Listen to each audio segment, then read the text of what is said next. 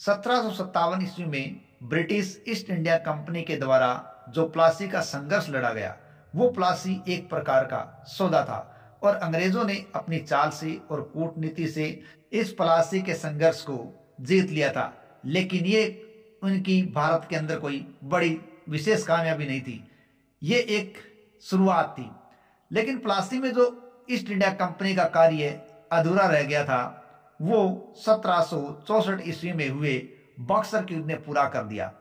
बक्सर के इस युद्ध ने यह साबित कर दिया कि भारत में ईस्ट इंडिया कंपनी है वो एक सैनिक दृष्टि से सुयोग्य है। इसी दौरान ईस्ट इंडिया कंपनी के द्वारा अन्य कुछ कार्य भी किए गए, जिसके तहत उन्होंने 1759 ईस्वी में बेदरा का युद्ध लड़ा और डचों को भारत से बाहर खदेड़ने में सफलता प्राप्त कर ली। इसी साथ 1760 ईस्वी में वांडीवास का युद्ध हुआ और इसमें फ्रांसीसियों की कब्र तोड़ने में अंग्रेजों ने सफलता प्राप्त कर ली थी। दरअसल 1763 तक आते आते फ्रांसीसी भी अंग्रेजों का सामना करने के लायक नहीं रहे, क्योंकि 1757 से 63 ईस्वी के बीच सप्तवर्षीय युद्ध लड़ा गया या कर्नाटक का तीसरा लड़ा गया था और इस युद्ध ने फ्रांसीसियों को अंग्रेजों के मुकाबले कमजोर साबित कर दिया और उनको बाहर का रास्ता दिखाने की ओर बाध्य कर दिया था। तो अब इसके अलावा अन्य रियासतें हैं, वो अब अंग्रेजों के धक्के चढ़ने लगी थी। 1798 ईस्वी में हैदराबाद ने सहायक संधि कर ली। दरअसल लॉर्ड वेलेस्ली ने सहायक संधि शुरुआत की थी, जबकि जो डुप्ले है फ्रांसीसी गवर्नर, वो सहायक संधि का जनक कहलाता है। 1798 में हुई इस हैदराबाद की सहायक संधि के अगले ही वर्ष 1799 ईस्वी में मैसूर के युद्ध में ईस्ट इंडिया कंपनी ने टीपू सुल्तान को भी मौत के घाट उतार दिया और मैसूर भी उनके कब्जे में आता चला गया। हिंदुस्तान के इतिहास में 1818 का जो वर्ष है वो सहायक संधियों का दौर माना जाता है, क्योंकि इस वक्त लगभग सभी रियासतों ने या बहुत सी रियासतों ने अंग्रेजों से संधियां कर ली थी। इसके पश्चात 1843 ईस्वी में सिंध को भी अंग्रेजों ने अपनी सत्ता में मिला लिया था। मार्च 1849 को चार्ल्स नेपियर के नेतृत्व में पंजाब का भी विलय है वो अब ब्रिटिश ईस्ट इंडिया कंपनी में हो चुका था।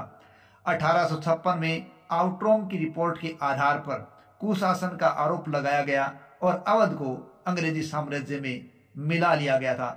इस प्रकार एक के बाद एक रियासतें अंग्रेजों के सामने घुटने टेकने लगी थी। इधर लॉर्ड डलहौजी ने व्यपगत अर्थात डॉक्ट्राइन ऑफ लैप्स अर्थात गौर निषेध नीति के तहत सतारा महाराष्ट्र को पहले रियासत को व्यपगत नीति के तहत हड़प लिया था। इसके अलावा लॉर्ड डलहौजी ने पेशवा बाजीराव द्वितीय की मृत्यु के बाद उसके पुत्र नाना साहेब की पेंशन भी बंद कर दी, ये भी एक दिक्कत थी। इसके अलावा कई नवाबों की उपाधियां हैं वो जब्त कर ली और साथ ही साथ लॉर्ड डलहौजी ने घोषणा कर दी थी कि मुगल बादशाह बहादुर शाह जफर की मृत्यु के पश्चात उनके उत्तराधिकारी हैं वो लाल किला छोड़ देंगे। इस प्रकार की घोषणाएं अब ईस्ट इंडिया कंपनी के द्वारा की जाने लगी थी। इसके अलावा कई सामाजिक, आर्थिक और प्रशासनिक कारण भी रहे जिन्होंने अंग्रेजों के प्रति लोगों में एक गुस्सा उभार दिया था। तो ऐसा क्या हुआ, जो 1757 में जो प्लासी का संघर्ष हुआ था, अंग्रेजों को यहाँ स्थापित करने वाला हुआ था, उसे के ठीक 100 साल बाद 1857 में एक क्रांति होती है और अंग्रेजों को बाहर से निकालने का पहला प्रयास होता है। तो आज की इस famous stories of the world में हम 1857 की क्रांति की उसी स्वरूप, कारण और परिणाम की चर्चा करेंगे और साथ ही साथ जानेंगे किस प्रकार साम्राज्य की कहानी में ब्रिटिश ईस्ट इंडिया कंपनी का साम्राज्य है वो स्थापित हो जाता है। 1857 की क्रांति, अपन इसके पहले के 100 वर्षों को देखें तो इसमें बहुत कुछ हुआ है। इन पिछले 100 वर्षों के अंदर ब्रिटिश सरकार को देसी रियासतों के, प्रांतीय राजाओं के या फिर ग्रामीण जनता के, जनजातियों के, जमींदारों के किसी न किसी प्रतिरोध का सामना करना पड़ा। लेकिन ये पहला जन आंदोलन था जिसमें पूरी की पूरी भारतीय जनता ने सहयोग किया, कंधे से कंधा मिलाकर संघर्ष किया। लेकिन अंग्रेजों ने इसे कूटनीति और अपनी फूट डालो, राज करो, इस नीति के सहारे इसको रोकने में कामयाबी प्राप्त कर ली। अगर हम इसके स्वरूप की बात करें, देखो इसके स्वरूप के बारे में अलग अलग विद्वानों का अलग अलग कहना है, ठीक है, क्योंकि हमें 1857 की क्रांति के बारे में जो भी हमारे पास जानकारी है उसके ज्यादातर जो स्रोत हैं वो यूरोपीय इतिहासकार है, वहां के विद्वान है। तो यूरोपीय इतिहासकारों ने, यूरोपीय विद्वानों ने इसे एक सैनिक असंतोष, ये कोई क्रांति नहीं तो एक सैनिक असंतोष था।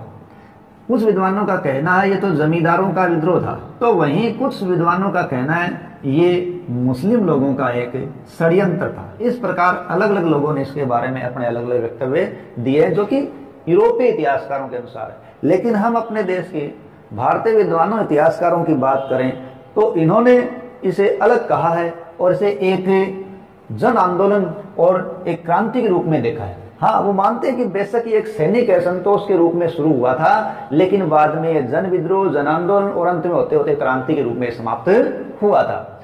सुरेंद्र नाथ सेन इस क्रांति के बारे में लिखते हैं कि ये विद्रोह एक धर्म के नाम से शुरू हुआ था बेशक, लेकिन अंत में ये एक क्रांति के रूप में समाप्त हुआ।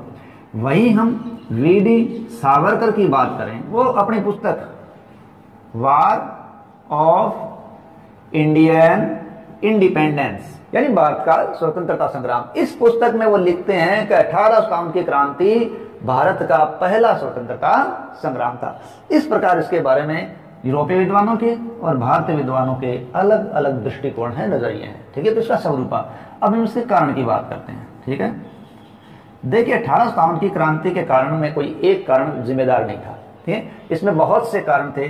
जैसे सबसे पहला कारण लें जो प्रत्येक किसी न किसी संघर्ष में कारण बनता ही है, आर्थिक कारण, या यूं कहें अंग्रेजों की आर्थिक नीतियां इसका मुख्य कारण थी। इसके अलावा लॉर्ड डलहौजी, कौन है?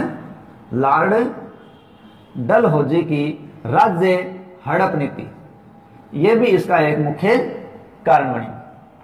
अंग्रेजों की साम्राज्य विस्तार की नीति, यह भी इसका मुख्य कारण था। इसके अलावा अन्य कारणों में अपन देखें तो इसकी पृष्ठभूमि में धार्मिक, सामाजिक, राजनीतिक कारण भी विद्यमान थे। लेकिन सबसे मुख्य तात्कालिक कारण की बात करें तो वो कारण था चर्बी युक्त कारतूस। ये कुछ इसके कारण रहे हैं। अब हम बात करते हैं क्रांति के प्रारंभ की कि वो किस प्रकार प्रारंभ हो गई। देखिए 1857 की क्रांति है, उसकी चिंगारी बैरकपुर की छावनी के अंदर मंगल पांडे नाम के एक सैनिक ने चर्बी लगे कारतूसों का इस्तेमाल करने से मना कर दिया और विवाद होने पर अपने अधिकारियों को गोली मार दी। ये घटना है 29 मार्च 1857 की। बाद में मंगल पांडे को फांसी दे दी गई थी, ठीक है। तो ये घटना क्रांति को एक चिंगारी मानी जाती है। उसके बाद हम मेरठ की बात करें तो मेरठ के भी सैनिकों ने क्या किया, चर्बी लगे कारतूसों का प्रयोग करने से मना कर दिया। जब उन पर सैनिक न्यायालय में मुकदमा चला तो ये बात है 9 मई 1857 की। इस 9 मई 1857 के अंदर क्या हुआ कि सैनिक न्यायालय के अंदर 85 सैनिकों को कठोर कारावास दिया गया। उनको जंजीरों में जकड़कर 10-10 साल कैद रखने की सजा दी गई। ये घटना है 9 मई 1857 की मेरठ की छावनी की। इससे उनके साथी नाराज हो गए और उन्होंने क्या किया, 10 मई 1857 को विद्रोह खड़ा कर दिया। इस प्रकार विद्रोह मेरठ की छावनी से शुरू हुआ 10 मई 1857 को। और उन सैनिकों ने क्या किया, अपने अधिकारियों को गोली मार दी और अपने जिन साथियों को कैद किया गया था उनको छुड़ा लिया, अन्य सैनिकों को उन्होंने छुड़ा लिया। और इस छुड़ाने के बाद वो उपद्रव करते हुए अपने सैनिकों को साथ लेते हुए कहां पहुंचे, अगले दिन वो 11 मई 1857 को दिल्ली पहुंचे और उन्होंने दिल्ली जाकर बहादुर शाह, मुगल शासक थे, मुगल शासक बहादुर शाह जफर को दिल्ली का या भारत का बादशाह घोषित कर दिया और क्रांति का नेतृत्व किसको सौंप दिया, बहादुर शाह जफर। इस प्रकार दिल्ली विद्रोहियों के हाथ में आ गई, या यूं कहे अपने भारत के क्रांतिकारियों, आंदोलनकारियों के हाथ में आ गई। और दिल्ली का इस प्रकार अंग्रेजों के हाथ से निकल जाना अंग्रेजों के बहुत ही बड़ी क्षति थी। अब दिल्ली को प्राप्त करने के लिए उन्होंने भरसक प्रयास किए, लेकिन क्रांति दिल्ली की सीमाओं से पार करके लखनऊ, इलाहाबाद, बिहार, दक्षिण भारतीय कुछ क्षेत्रों के अंदर, झांसी, बहुत से क्षेत्रों के अंदर फैलती ही चली गई और हर कदम पर अंग्रेज से दबाने का प्रयास कर रहे थे। यहां मैं थोड़ी सी बात ये बताना चाहूंगा कि क्रांति की निश्चित तारीख थी 31 मई 1857 और इसके लिए चपाती और कमल का फूल देकर लोगों को इसमें शामिल होने के लिए संदेश दिया जा रहा था। लेकिन ये क्रांति है वो 10 मई को शुरू हो गई, वो भी एक असफलता का कारण बना था। अब हम बात करें दिल्ली की। देखिए दिल्ली है, उस पर जब विद्रोहियों का कब्जा हो गया तो अंग्रेज सत्ता ने पूरी जोर शोर से इसको वापस प्राप्त करने का प्रयास किया और यहाँ से पंजाब से सेना लाई गई और दिल्ली में भारतीय सैनिक और पंजाब के सैनिकों के बीच यहाँ काफी संघर्ष हुआ था और इस संघर्ष के अंदर जॉन निकलसन जो अंग्रेज अधिकारी था वो यहाँ मारा गया। लेकिन लेफ्टिनेंट हडसन उसने पंजाब के सैनिकों की सहायता से संघर्ष किया और बाद में सितंबर 1857 को दिल्ली को उन्होंने पुनः प्राप्त कर लिया। इस प्रकार दिल्ली वापस अंग्रेजों के कब्जे में आ गया और लेफ्टिनेंट हडसन ने बहादुर शाह जफर को हुमायूं के मकबरे से पकड़ लिया और उनके सामने उनके 2 पुत्रों को और एक पोते को गोली से उड़ा दिया और बहादुर शाह को कैद करके रंगून भेज दिया गया। इस प्रकार 1862 के अंदर बहादुर शाह की मृत्यु रंगून में ही हुई थी। तो ये क्रांति की कड़ी थी दिल्ली के अंदर। अब हम बात करते हैं लखनऊ। ये लखनऊ के अंदर क्रांति है, उसका नेतृत्व करने वाले हैं बेगम हजरत महल और उन्होंने नवाब बनाया अपने पुत्र बिरजिस कादिर को जो कि अल्पायु के, इसलिए नेतृत्व किया बेगम हजरत महल ने। इन्होंने क्या किया, 4 जून 1857 को क्रांति प्रारंभ की। लखनऊ के इस सैनिकों ने बेगम हजरत महल के नेतृत्व में लखनऊ की ब्रिटिश रेजिडेंसी को घेर लिया और ब्रिटिश रेजिडेंसी को घेर कर वहां हमला किया तो हेनरी लॉरेंस इस समय वहां रेजिडेंसी का मुखिया था, वो इनके साथ संघर्ष में मारा गया।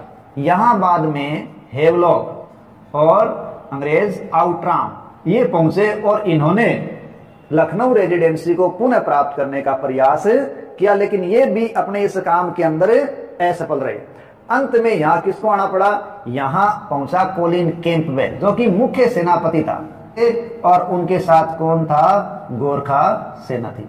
इस प्रकार कोलिन कैंपबेल गोरखा सेना का सहयोग लेकर साथ लेकर लखनऊ पर आए और वहां जबरदस्त संघर्ष हुआ दोनों के बीच, लेकिन इसके अंदर भारतीय सेना की हार हो गई और मार्च 1858 पर पुनः लखनऊ पर अंग्रेजों का कब्जा हो गया। इस प्रकार ये क्रांति दिल्ली और उसके बाद लखनऊ में अंग्रेजों के कब्जे में आ गई। अब है कानपुर। देखिए 5 जून 1857 को कानपुर के अंदर क्रांति हो गई। यहां भी भारतीय सैनिकों ने विद्रोह कर दिया और यहां नाना साहब को पेशवा घोषित कर दिया। यहां नाना साहब के सहयोगी रहे त्यांत्या टोपे। त्यांत्या टोपे का नाम था, मूल नाम था घोंघू पंत। अब जब यहां पर कब्जा किया गया तो जनरल हू व्हीलर ये यहां नियुक्त थे और विद्रोह के सामने उन्होंने आत्मसमर्पण कर दिया। इस प्रकार कानपुर पूरी तरीके से विद्रोहियों के या यूं कहीं नाना साहब के कब्जे में आ गया। लेकिन बाद में यहां भी आए सेनापति कर्नल कैंपबेल। देखिए हमने पहले भी बात की थी कि लखनऊ के अंदर कर्नल कैंपबेल आए और उन्होंने लखनऊ को मुक्त कराया विद्रोहियों से या कब्जे में कर लिया। लेकिन वो घटना मार्च 58 के अंदर होती है और ये 1857 में ही हो जाती है। ठीक है, इस प्रकार कर्नल कैंपबेल है वो 6 दिसंबर को और 6 दिसंबर 1857 को कानपुर पे अधिकार करने में कर्नल कैंपबेल कामयाब हो जाते हैं और यहां से त्यांत्या टोपे है वो भाग कर कहां चले जाते हैं, झांसी, यानी वो बचने में कामयाब हो जाते हैं। देखिए झांसी के अंदर भी 4 जून 1857 को विद्रोह हो चुका था और विद्रोह करके सैनिकों ने रानी लक्ष्मीबाई को शासी का घोषित कर दिया और वहां जबरदस्त संघर्ष हुआ और यहां कौन पहुंच गए, त्यांत्या टोपे। बाद में भी यहां पहुंच गए थे। जनरल सर हुरोज इनके साथ रानी का जबरदस्त संघर्ष हुआ, लेकिन रानी झांसी को नहीं बचा पाई और उन्हें यहां से भागना पड़ा और वो कहां चले गए, रानी चली गई ग्वालियर। और इस समय ग्वालियर है उस पर कौन सी रियासत या कौन थे, सिंधिया राजघराने का कब्जा था। सिंधिया है उन्होंने रानी का साथ नहीं दिया और वो अंग्रेजों के ही राजभक्त बने रहे। बाद में अंग्रेजों ने जब ग्वालियर पर आक्रमण कर दिया तो 17 जून 1857 को रानी है वो लड़ती हुई वीरगति को प्राप्त हो गई। इस प्रकार एक महान रानी है, उसने अपनी रियासत के लिए संघर्ष किया।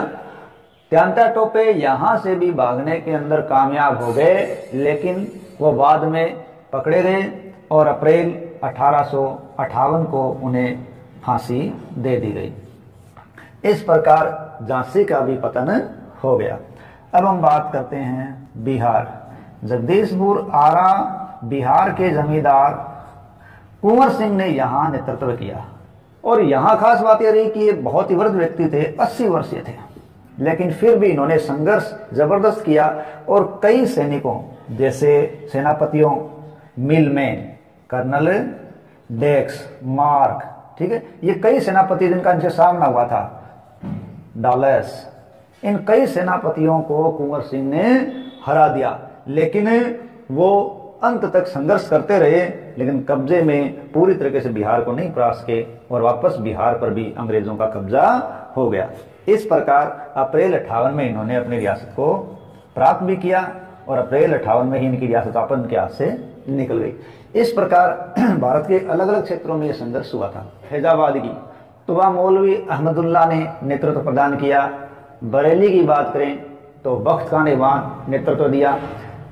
ये जो क्रांति की जो क्षेत्र हम देख रहे हैं वो तकरीबन उत्तर भारत के क्षेत्र है, लेकिन इसका मतलब ये नहीं है कि ये क्रांति है वो केवल उत्तर भारत में हुई। ठीक है, उत्तर भारत इस क्रांति का केंद्र रहा, लेकिन दक्षिणी भारत इससे पूरा अछूता नहीं रहा। बहुत से ऐसे लोग थे दक्षिण भारत के अंदर भी जिन्होंने अपने अपने तरीके से क्रांति को बढ़ाने में अपना योगदान दिया। दक्षिणी भारत के लोगों ने भी संघर्ष किया, उन्होंने डटकर मुकाबला किया, जेल भी गए, ठीक है, सारे काम उन्होंने भी किए थे। जैसे हम नाम करें तो वो दक्षिणी भारत की जो सतारा रियासत थी, सतारा रियासत के अंदर अंग्रेजों से संघर्ष करने वाले थे गंगाजी बापू। सतारा महाराष्ट्र की एक रियासत है, ठीक है, वहां पर इन्होंने काम किया था।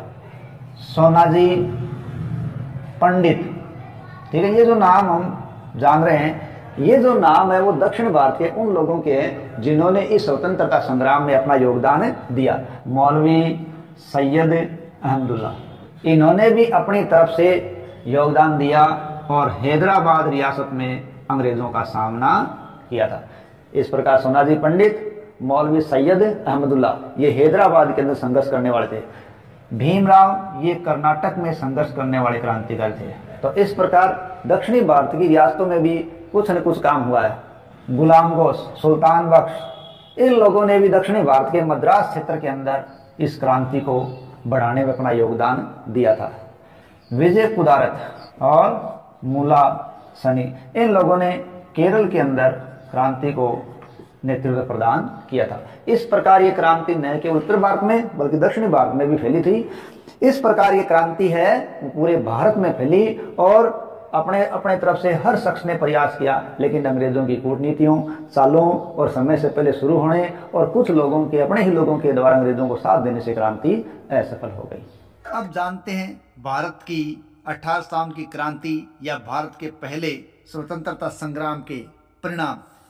देखिए, 1857 के विद्रोह के बाद भारत सरकार अधिनियम 1858 लाया गया और कंपनी का शासन है अब समाप्त कर दिया गया और भारत का शासन ब्रिटिश क्राउन ने अपने हाथ में सीधे ले लिया था। कंपनी पर नियंत्रण स्थापित करने के लिए बोर्ड ऑफ कंट्रोल और कोर्ट ऑफ डायरेक्टर्स को समाप्त कर दिया गया तथा भारत सचिव के अधीन 15 सदस्यों वाली इंडिया काउंसिल की स्थापना कर दी गई। 1 नवंबर 1858 को इलाहाबाद में आयोजित दरबार में लॉर्ड कैनिंग ने महारानी विक्टोरिया की उद्घोषणा को पढ़ा। गवर्नर जनरल को वायसराय की उपाधि दे दी गई और वह देशी रियासतों के लिए क्राउन के प्रतिनिधि के रूप में वायसराय था तथा ब्रिटिश भारत का गवर्नर जनरल था। और इस प्रकार 1857 की क्रांति के पश्चात लॉर्ड कैनिंग भारत के प्रथम वायसराय बने थे। यानी क्रांति के समय यहाँ गवर्नर कौन थे? Lord Canning. विक्टोरिया घोषणा में 2 जनवरी 1859 तक आत्मसमर्पण करने वाले विद्रोहियों को माफ करने की घोषणा की गई थी। इसके अलावा भारतीय राज्यों के विलय की नीति को त्याग दिया गया तथा राजाओं को गोद लेने की अनुमति फिर से प्रदान कर दी गई। ब्रिटिश सरकार ने लोगों के धार्मिक मामलों में हस्तक्षेप न करने का निर्णय लिया। ब्रिटिश सेना के पुनर्गठन के लिए एक कमीशन, पील कमीशन बिठाया गया और पील कमीशन की रिपोर्ट के आधार पर सेना में यूरोपीय सैनिकों की संख्या और अनुपात बढ़ा दिया गया था। बंगाल प्रेसिडेंसी में यूरोपीय और भारतीय सैनिकों का अनुपात 1:2 तथा मद्रास और बंबई प्रेसिडेंसी में 1:3 रख दिया गया था। चार्ल्स नेपियर ने बंगाल की सेना के उच्च जातीय सिपाहियों को उच्च जातीय भाड़े के सैनिक के रूप में इंगित किया था। विद्रोह के दौरान हिंदू मुस्लिम एकता के बारे में एक ब्रिटिश अधिकारी एथिसन ने लिखा था कि इस मामले में हम मुसलमानों और हिंदुओं को नहीं लड़ा सकते। अतः अंग्रेजों ने 1857 के विद्रोह के बाद फूट डालो और राज करो की नीति का सहारा लिया तथा अपने इस काम में अंग्रेज कुछ हद तक सफल भी रहे। आज की साम्राज्यों की कहानी में बस यहीं तक। अगले पार्ट में हम देखेंगे कि 1857 की क्रांति में ऐसे शख्स जिन्होंने 1857 के अंदर स्वतंत्रता संग्राम के अंदर अपने आप को पूरी तरीके से झोंक दिया था और हर संभव प्रयास किया कि भारत को आज़ाद करा सकें। तो अगली कड़ी में ऐसे ही शख्स और ऐसे ही लोगों के, राजाओं के, रानियों के बारे में देखेंगे जिन्होंने अपने आप को कुर्बान कर दिया था।